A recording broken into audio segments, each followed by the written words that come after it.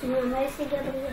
Se présenter, évoquer la météo et son humeur en gallo, tels sont les exercices proposés à ces élèves de primaire. En 10 séances, ils se familiarisent avec cette langue parlée par une partie de leurs grands-parents. L'idée, c'est de mettre des mots de gallo dans les oreilles des enfants et dans les bouches aussi, de les faire pratiquer, de les faire échanger aussi avec leur famille, leurs grands-parents.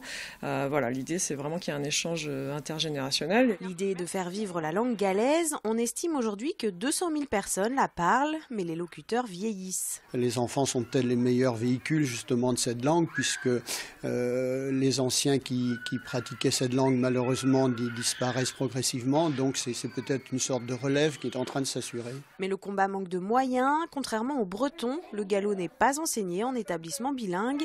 Et pour les primaires, Anne-Marie est la seule intervenante pour toute la Bretagne. Le gallo a été longtemps et est toujours assimilé à ce qu'on appelle le patois, ce qui n'est pas du tout vrai en fait, puisque le gallo c'est une langue à part entière, ça vient du latin et pas du français, mais il y a toujours ce sentiment de honte un peu qui est resté collé à la langue, donc c'est aussi pour ça qu'on a un petit peu de retard nous en gallo par rapport au breton. Mais ces passionnés n'y voient pas de compétition, plutôt une richesse. Il y a quelqu'un qui s'appelle Paul Féval qui disait fin 19e qu'en Bretagne, le breton et le gallo sont deux bijoux sans prix. Donc avoir plusieurs langues régionales, c'est une richesse pour nous en fait.